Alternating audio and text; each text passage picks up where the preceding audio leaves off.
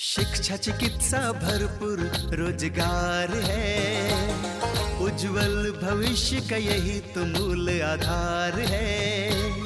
विकास हो रहा है, उत्थान हो रहा है, प्रगति का द्वार खुला है, दशा दिशा भी बदल रहा है। विकास की नई गाथा लिख रहा है झारखंड, हमारा झारखंड, उभरता झारखंड, हमारा झारखंड, उभरता झारखंड।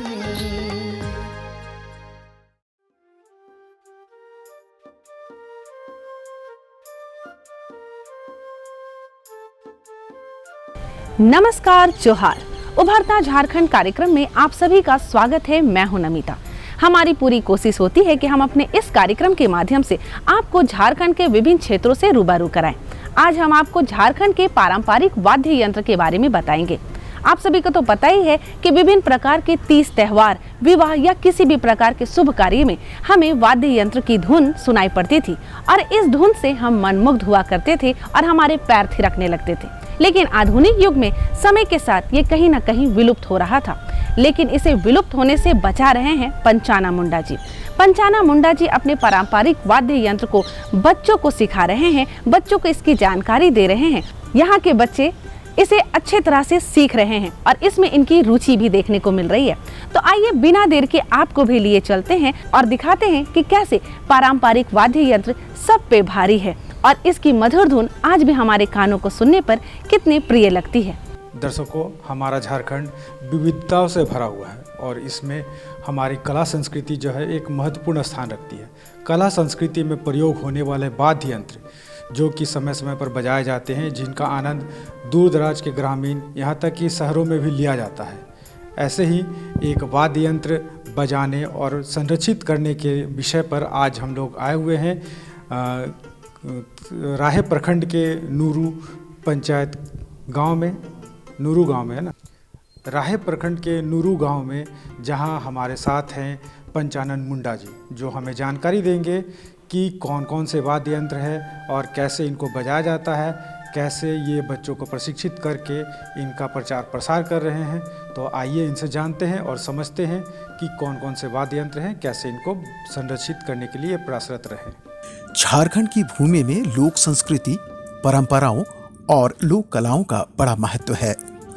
लोक वाद्य यंत्र और गीत संगीत के माध्यम से यहाँ के आदिवासी समाज के लोगों ने सदा से ही अपनी खुशियों, अपने दुख तथा त्योहारों के अवसरों पर भावनाओं को अभिव्यक्त की है। आधुनिकता के इस दौर में धीरे धीरे ये वाद्य यंत्र विलुप्त होते जा रहे हैं। ऐसे में झारखंड में कई ऐसे लोग हैं जो अपने समर्पण से अपनी संस्कृति और परंपराओं को बचाने के लिए आगे बढ़कर काम कर रहे हैं। रांची जिले के राहे प्रखंड के नूरू ग्राम के पंचानन मुंडा वैसे ही लोगों में से एक हैं। पंचानन मुंडा, जो कि एक सहायक शिक्षक भी हैं, उन्होंने अपने जीवन का बड़ा हिस्सा परंपरागत वाद्य यंत्रों को बनाने, उन्हें संरक्षित करने तथा नई पीढ़ी को सिखाने में लगाया है। इन्होंने इस कला को अपने पूर्वजों से सीखा है और अपने अभ्यास से केंद्रा, टोइला, ठिपो मुरली तथा आनंद लहरी जैसे कई वाद्य यंत्र बनाए हैं। समय समय मिलता है तो इस सब वाद्य यंत्र का निर्माण भी हम लोग करते हैं और बजाते भी और गाते भी हैं। हाथ से बना हुआ सबसे मुख्य वाद्य यंत्र में से है सर केंद्रा बोलते हैं। केंद्रा जो मुख्य रूप से लकड़ी का सांचा बनाया जाता है और एक विशेष प्रकार का चीज़ जुगाड़ करते हैं और उसमें घोड़ा का बाल, एक पेड़ का लस्सा, तार वगैरह इसको तैयार करते हैं और बजाते हैं। केंद्रा मुख्य हुआ। उसके बाद में है टुइला। टुइला भी एक परंपरागत वाद्य यंत्र है, जिसको लौकी, सूखा हुआ लौकी को काट के बनाते हैं और बांस रहता है और एक घोड़ा, विशेष प्रकार का लकड़ी से बनाया हुआ घोड़ा का यूज करते हैं और उसमें भी धागा लगता है। इसके बाद में है ठेपा मुरली। ठेपा मुरली मुरली से आधा कहने मतलब 6 इंच, 7 इंच, 8 इंच का रहता है।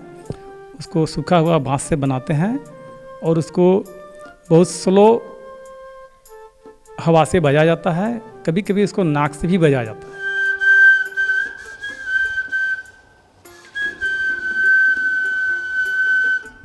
और परंपरागत वाद्य यंत्र में से झुमका जिसको बोलते हैं, झुमका तो आजकल खरीदने से भी मिल जाता है, लेकिन हमने बांस का हम लोग बनाते हैं। एक ताली जैसा आवाज़ आएगा और एक रुपता जैसा आएगा तो उसका बहुत ही आवाज़ आगे निकलती है, अच्छा आवाज़ थप थप की आवाज़ निकलती है बांस का। परंपरागत रूप से जो हम लोग का कम से कम खर्च में जो वाद्य यंत्र है वो प्राय विलुप्त प्राप्त होते जा रहा है। और आज के युग में जो यांत्रिकी आ रहा है, यंत्र से द्वारा बजा आ रहा है, वह काफ़ी महंगा भी हो रहा है, प्लस उसको खरीदने में गांव देहात के लोगों को थोड़ा परेशानी होती है। इसलिए क्यों न हम लोग देहात लेवल में ही इसको देसी जुगाड़ बोलिए, देहाती जुगाड़ करके हम लोग अपने मनोरंजन के लिए अखाड़ा में हो या कहीं भी स्टेज में हम लोग अपना प्रोग्राम देंगे। इसलिए ऐसा सोच के हमने ये कदम उठाया ताकि ये परंपरा भी बचा रहे और इस यंत्रों को माने आम जनता में रुचि के साथ बजाया जा सके। इन वाद्य यंत्रों को बनाकर अपनी कला संस्कृति को बचाए रखने की प्रेरणा उन्हें डॉक्टर रामदयाल मुंडा से मिली। इन्होंने जब पारंपरिक वाद्य यंत्र बनाना शुरू किया तब इन्हें लोगों की आलोचनाओं का शिकार भी होना पड़ा। बिना विचलित हुए इन्होंने वाद्य यंत्र बनाना शुरू किया और धीरे धीरे युवाओं तथा बच्चों को भी इस कार्य से जोड़ लिया। आज इनके छोटे से घर की दीवारों पर पारंपरिक वाद्य यंत्रों का अनमोल खजाना सजा मिलेगा। 96 में हमने TRI डिपार्टमेंट रांची यूनिवर्सिटी गया तो वहाँ डॉक्टर रामदयाल मुंडा जी, उनके साथ में रहते रहते उनके साथ में अखड़ा में नाचते गाते संस्कृति के प्रति, रीझ रंग के प्रति हमको रुझान हुआ। रुझान होने के बाद हमको लगा कि ये सब बचना चाहिए और इसको इतना सुंदर बीट बनना चाहिए कि इसका कोई जोड़ नहीं होगा, जो हवा से बजे, जो हाथ से बजे। इसलिए हमको प्रेरणा मिला और इसको संजो कर रखने के लिए हमने प्रयास भी कर रहा है। गांव के भी होते हैं सर और आसपास के लोग भी रहते हैं, बच्चे भी रहते हैं, खासकर इसमें पढ़ने वाले छात्र रहते हैं। मुंडारी विषय सीखते हैं, मुंडारी भाषा का भी क्लास चलती है। इसके अलावा और सब्जेक्ट भी समय पर होता है हम लोग का। उसके साथ में ये वाद्य यंत्र सीखने वाला ये सब भी आसपास के आ जाते हैं। जिनको रुचि होता है दूर दराज से भी आते हैं। प्रशिक्षण प्राप्त करने वाले छात्र जब तक अपने आप में पारंगत नहीं होंगे बनाने के लिए और बजाने के लिए भी, तब तक इसका प्रचार करना थोड़ा सा संदेह के घेरे में रहता है। लेकिन बच्चे सीख रहे हैं और इसके महत्व को जान रहे हैं और ये लोग जहाँ भी जाएंगे प्रचार प्रसार करेंगे और करते भी हैं जहाँ तक जानते हैं। सहयोग तो सबका ही रहता है, घर परिवार में के बिना सहयोग से तो नहीं हो पाएगा। इसके लिए घर परिवार से पूरा सपोर्ट है, मना नहीं करते हैं। प्लस जितने भी लड़के हैं किसी भी चीज़ की कमी होती है जुगाड़ यंत्र करना पड़ता है जो देहात में उपलब्ध है, वैसे चीज़ों को ये सारे बच्चे मिलजुल के जुगाड़ करते हैं और सबका सहयोग रहता है। पहले तो लोग बोलते थे ये सब क्या कर रहे हैं, जो आपने कहा वैसे ही क्वेश्चन तो करते थे लोग, लेकिन जैसे ही इनका धुन और बीट निकलना शुरू हो गया, जब सुनाई पड़ने लगा, तो वही लोगों ने कहना शुरू कर दिया कि लाजवाब इसका सुर है, इसके सुर को कोई भी इलेक्ट्रॉनिक्स नहीं ले सकता है।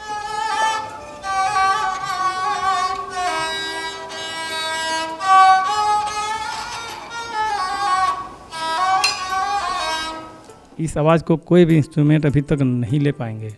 बाद में एहसास हुआ और उन लोग भी बोलना शुरू कर दिया कि वाह क्या लाजवाब चीज़ है। पहले बहुत बोलते थे, बहुत झेला है हम लोगों ने भी, लेकिन लगे रहे और अंततः अभी प्रयोग कर रहे हैं, लोग पसंद कर रहे हैं। पंचानन मुंडा से आज कई लोग वाद्य यंत्र बनाने तथा उसे बजाने का प्रशिक्षण ले रहे हैं। वे बताते हैं कि उनके गुरु उन्हें पारंपरिक वाद्य यंत्रों को बनाना तो सिखाते ही हैं, साथ ही साथ उन्हें इसकी सांस्कृतिक महत्व को भी समझाते हैं। यहाँ से प्रशिक्षण लेकर लोगों में अपनी जड़ों के प्रति गर्व की भावना विकसित हो रही है। इस कारण आज की युवा पीढ़ी आधुनिक साधनों से हटकर पारंपरिक धुनों की ओर आकर्षित हो रही है। उनके द्वारा जो यहाँ जितने भी वाद्य तंत्र हैं ये सब हम लोग को सिखाते हैं, साथ ही बनाने के लिए और साथ ही साथ इन सब के बारे में लगातार बताते रहते हैं। इन सब से जुड़ाव हम लोग का इसमें बजाने के लिए और संस्कृति बचा रहे, फिर इसका प्रचार प्रसार हो, साथ ही इनका थोड़ा निर्माण में भी सबको लोगों को बताते भी हैं और आगे भी बताते जाएंगे। तो इनसे हम लोग को भी और थोड़ा मेहनत करना पड़ेगा।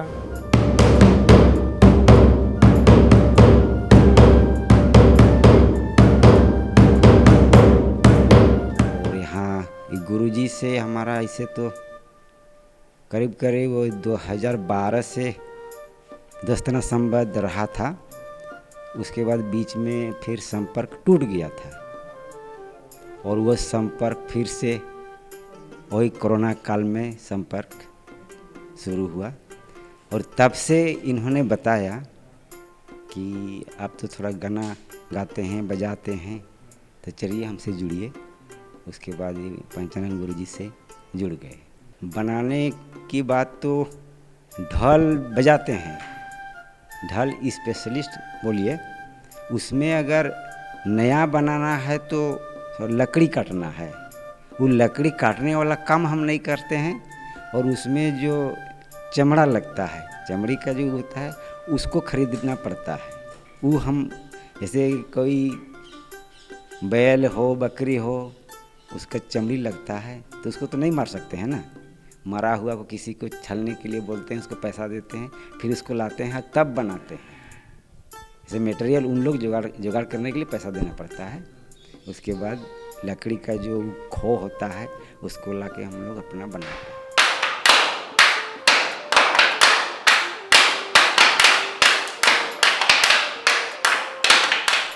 नहीं, पहले तो आपने सही बोला है कि जैसे ये सब चीज़ को देखेगा ही नहीं तो फिर उसमें उसका रुचि नहीं जगेगा। तो पहले उसको दिखाना है, करके दिखाना है या तो बना के दिखाना है, तब उसके मन में रुचि वो जगेगा। नहीं तो अभी तो आधुनिक बजा सब आ गया है, उसमें ढह जाएंगे, उसी में ही हो जाएंगे। अगर ये रहेगा, ये ग्रुप में रहेगा, टीम में रहेगा, तो इसका जो प्रभाव होगा वो बच्चों के ऊपर पड़ेगा, तभी बच्चे रुचि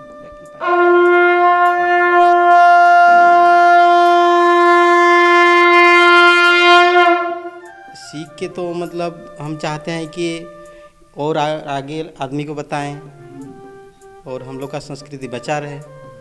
और ऐसा तो मतलब पूरी कमाई नहीं होगा, बस खाली ज़िंदगी चलेगा। हम तो अभी बहुत दिनों से हैं, अभी 5-6 साल हुआ। तो पहले कलाकार में थे, नाच गान में थे पहले, बाद में ये सब कर रहे हैं। पहले तो इतना दिन तो वो नहीं हुआ ये काम सब, ये बनाना सब ज़्यादा दिन नहीं हुआ, लेकिन बनाने सीखिए रहे अभी। आधा अधूरा जितना ही जानते हैं उतना जानते हैं। पूरा सीख जाएंगे तो देखिए आमने सामने का आदमी भी हम लोग को ये करेगा कि हमको भी बना दीजिए, इतना पैसा देंगे, सबको ही बोलेगा हमको। तो धीरे धीरे सीखिए रहे, तब तो सीखेंगे, तब तो और बोलेंगे। बजाने भी नहीं सीखे पूरा, मतलब थोड़ा थोड़ा बहुत, मतलब जितना जानते हैं उतना थोड़ा बहुत करिए रहे। तो उन लोग को भी सीखे और हम लोग भी सीख जाए, हम लोग भी पूरे, हम लोग गुरु से हम लोग भी सीखे और हम लोग को भी उन लोग भी गुरु हम लोग को भी गुरु माने और हम लोग भी गुरु उसको मानते रहे, तभी तो हम लोग को भी ये करते रहे।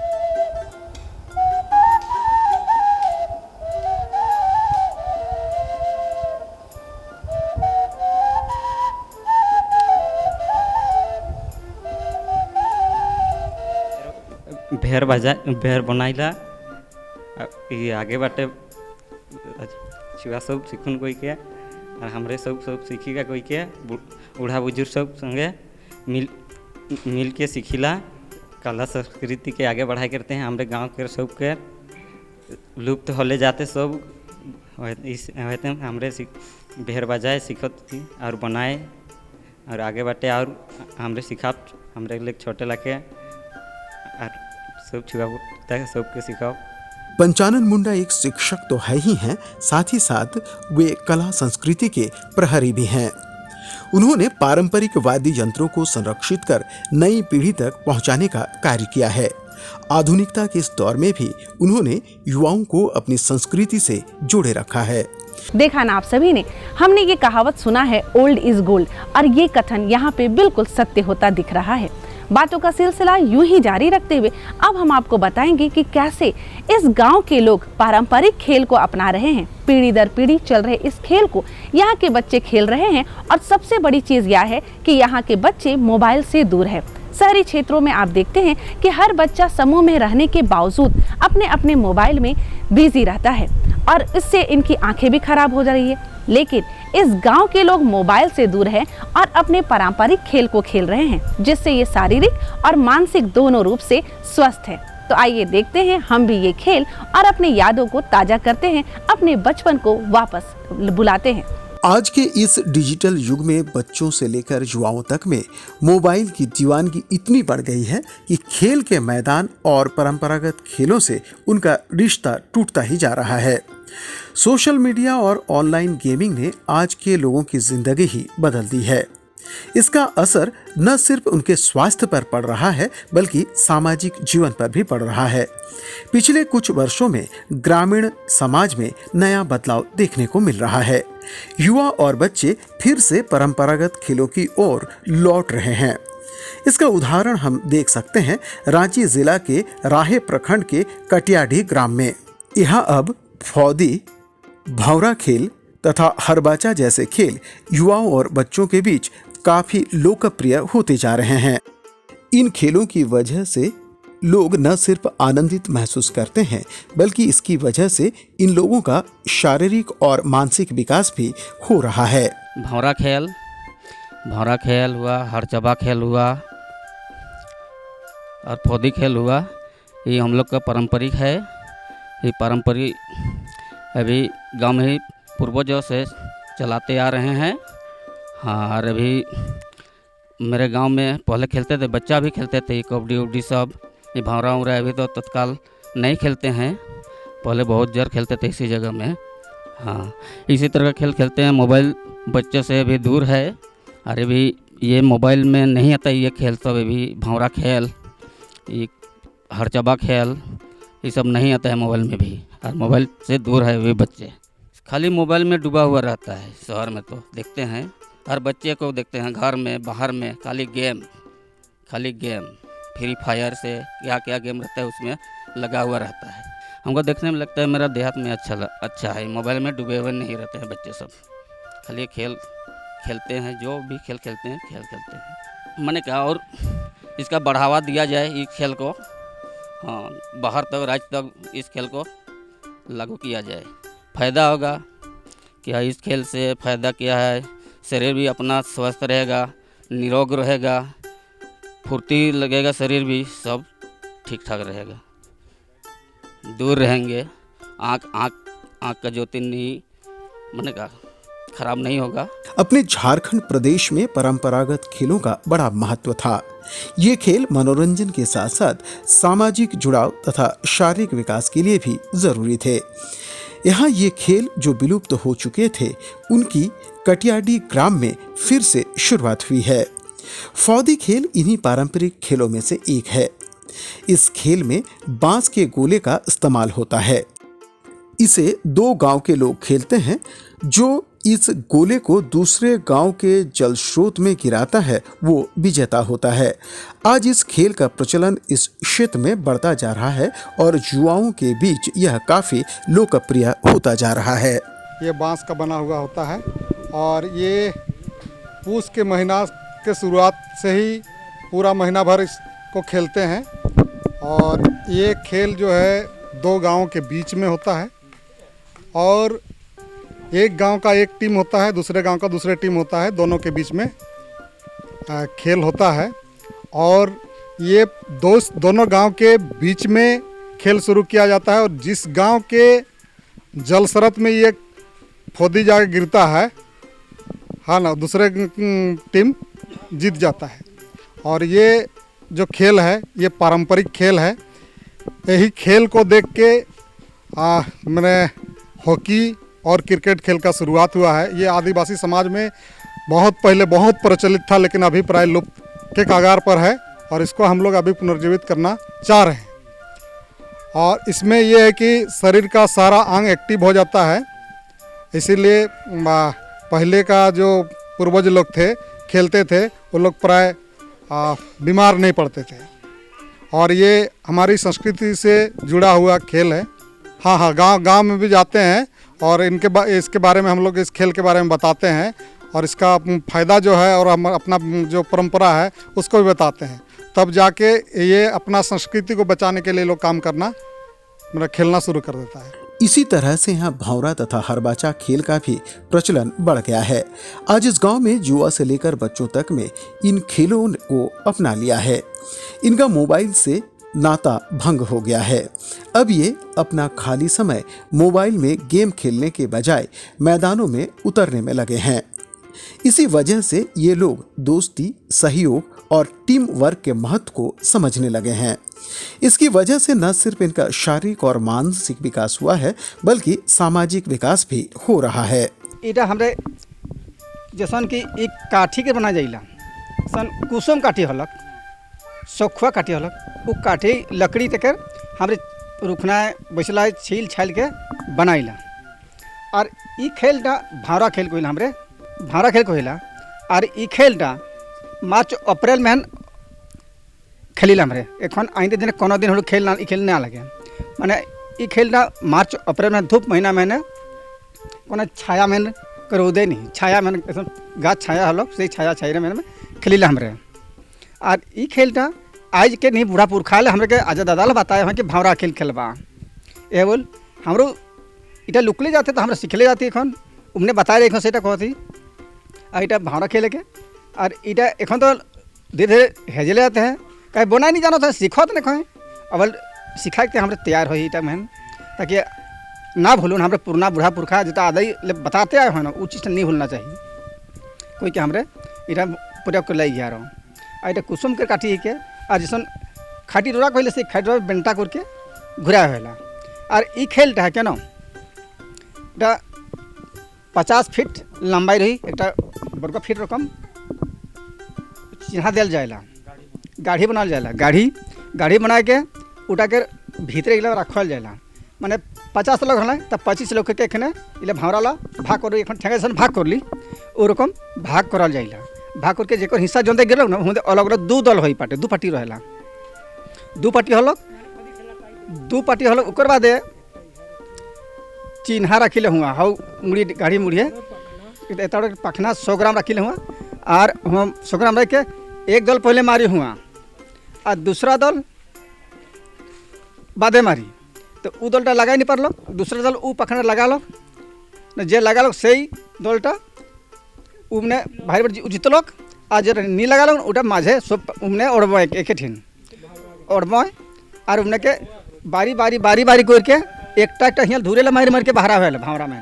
तो ये खेलटा हमरे के रेके कोनटा न जैसन हारचाबा खेल हलक, जेटा एकटा ठेंगा इसे करती ही और टेवरा लय तार बादे उठा के उ धुके लगी, उठा के ले जाबो ठेंगा के उकर बादे जेके धरे पारलो के ठेंगा नझे फेंकत के हले उ के डोम बताब उके तेकर बादे ओके यह करे हुई उ ठेंगाटा के उके यह करुआ और उ यह करी और तकर बादे उठा यह छुआ छुई हलक न, तार बादे उके का करल जाई उके जितना के ठेंगा के दुयो हाथ मारने आंकड़ाए कौन यह करी और एकटा ठेंगाटा के ओकर ठेंगाट के मुँह मारने चाइब कौन जैसन कुकुर के बराबर चाइब कौन लेगी जहाँ खेल हो रहे तहाँ।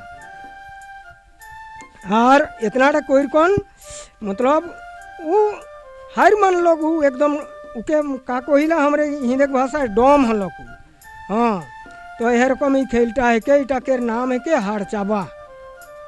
उमने के हमरे ऐसन टे समझा ई खेलता जब देखा और ई खेलता खेलबा जैसन चराए जाबा चाहे स्कूल ले आए कौन आर जो खेले के मन देते तो 1-1.5 घंटा खेलबा और ई खेलता माने तोहरे के गात हाथ गोड़ हाथ फुर्ती होई और ताकर बादे 1 घंटा आध घंटा खेलबो इटा के नाम है के हाड़चाबा तबे न छुआ एखन के छुआ गेला सीखबो। हाँ ना होले तो ई खेल गेला हेजले जाते। हाँ हमरे सब तो चरा जात रही खने खेलत रही। और अभी जो ये 3 खेल हुआ फौदी और हड़चाबा और भावरा, ये पहले पूर्वजों से हम लोग का पूर्वज खेला करते थे और इससे शरीर में तंदुरुस्त रहता था, शरीर में फुर्ती और पढ़ाई में भी मन लगता है। तो ये हम लोग बताता है हम लोग का पूर्वजों पिता लोग, तो हम लोग भी इसमें रुचि लगाते हैं जो काफ़ी अच्छा है, जो हम लोग स्कूल से पढ़ाई में मन लगता है। अभी जो 3 खेल हुआ फौदी, भावरा और हड़चाबा, इससे हम लोग का फ़ायदा होता है शरीर स्वस्थ रहे। हाँ मोबाइल हम लोग प्रयोग नहीं करते हैं और मोबाइल से दूर रहते हैं हम लोग। इसमें लगभग 1.5 घंटा का समय देते हैं, पढ़ाई करते हैं, पढ़ाई में मन लगता है। मोबाइल जिसने युवाओं और बच्चों को आभासी दुनिया के कैद में कर लिया है, वहीं फौदी, हरबाचा तथा भावरा जैसे खेलों ने इन्हें फिर से वास्तविक जीवन की खुशियों से जोड़ दिया है। आज कटियाडी के बच्चे इन खेलों के माध्यम से मोबाइल का मोह तोड़कर सामूहिकता, सहयोग और आनंद भरी जिंदगी की ओर लौट रहे हैं। तो अभी हमने देखा पंचानन मुंडा ने हमें कितनी अच्छी जानकारी दी कि विलुप्त हो रहे वाद्य यंत्रों को कैसे ये बचा रहे हैं, साथ ही साथ बच्चों को इससे जोड़ भी रहे हैं, उनको प्रशिक्षित करके इनका सपना जो है वो पूरा करना चाहते हैं कि प्रशिक्षण लेने के उपरांत जो बच्चे हैं वो दूर शहरों में, महानगरों में, यहाँ तक कि देश विदेश में इस वाद्य यंत्र के द्वारा और इस संगीत के द्वारा अपना प्रचार प्रसार करें और झारखंड की संस्कृति को उजागर करें, ताकि झारखंड के साथ साथ पूरी दुनिया जान सके कि कौन कौन से वाद्य यंत्र है और कैसे इनको बजाया जाता है और इनको कैसे बनाया भी जाता है। साथ ही हमने यहाँ के ग्रामीणों से जाना कि कुछ खेल जो हैं विलुप्त होने के कगार पर है, जिसका भी चर्चा इन्होंने किया, खेल कर भी बताया कि ये परंपरागत खेल है जो अब विलुप्त होने के कगार पर है। एक अच्छी चीज़ हमने यहाँ देखा कि यहाँ के जो ग्रामीण बच्चे हैं वो मोबाइल का प्रयोग नहीं करते हैं, वो खेल में अपना रुचि दिखाते हैं, जिससे इनका शरीर स्वस्थ रहता है, तन मन एकदम स्फूर्ति के साथ, और पढ़ाई में भी इनका रुचि रहता है। हमें पूरा विश्वास है कि आज का ये अंक आपको बहुत पसंद आया होगा और आप भी अपने पुराने दिनों को अवश्य याद कर रहे हैं। अगर आपको भी लगता है कि हमें अपने बच्चों को पारंपरिक खेल और वाद्य यंत्र के बारे में बताना चाहिए, तो आप उन्हें अवश्य सिखाएं और इसकी जानकारी दें। तब तक के लिए आप हमें इजाजत दीजिए, ताकि अगले अंक में हम पुनः आपसे बातें करें, आपको नई नई जानकारियां दें और आपकी समस्याओं का समाधान आप तक लेकर आए। तब तक के लिए आप मुझे और हमारी पूरी टीम को इजाजत दीजिए। नमस्कार, जोहार। विकास की नई गाथा लिख रहा है झारखंड, हमारा झारखंड, उभरता झारखंड, हमारा झारखंड, उभरता झारखंड।